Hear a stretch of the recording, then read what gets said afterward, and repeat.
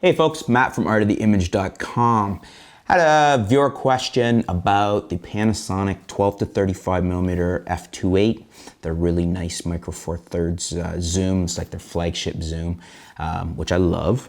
But now that the LX100 is out, my viewer, you guys, are wondering, is it worth buying that zoom over the LX100?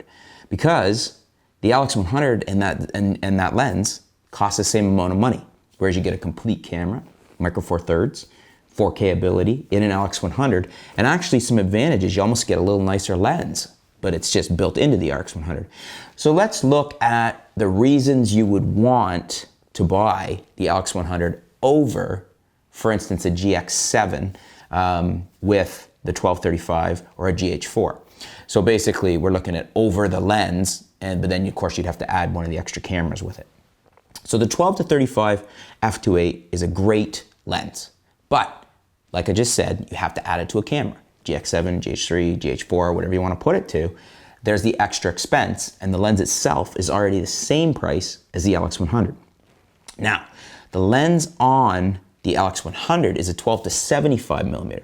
So already right there, you have, I should say, a 24-75mm equivalent in 35mm terms. But already right there, we have an additional 5mm of reach, because the 12-35 lens from Panasonic is a 24-70.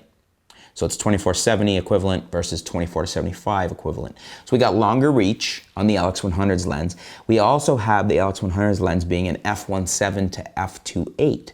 So you're getting down to a very fast f1.7 versus a constant f2.8 in the lens. So those are two advantages right there, just looking at the lens on the LX100 versus the 12-35 Panasonic lens. You're basically getting a very nice lens and getting a camera with it with the LX100, whereas with the Panasonic 12-35 f2.8, you're getting a very nice lens. You got to add your camera, add additional expense, bearing in mind that these two are the same price. The LX100 that comes with a built-in non-removable lens, or the 12-35.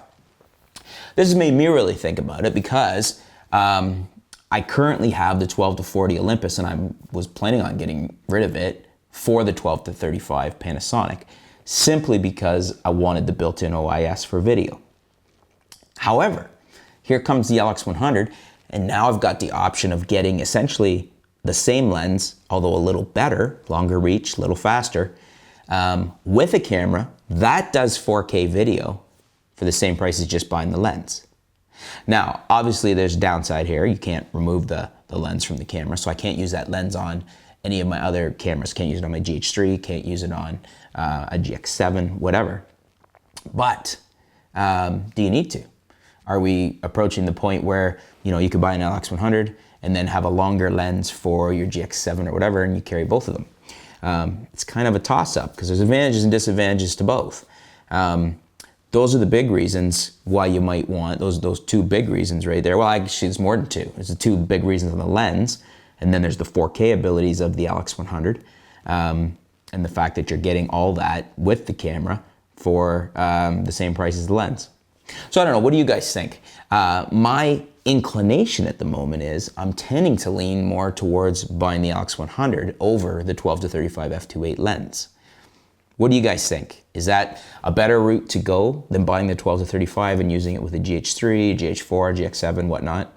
Or do you think it's better to get the 12-35 and have the interchangeability of lenses with other bodies?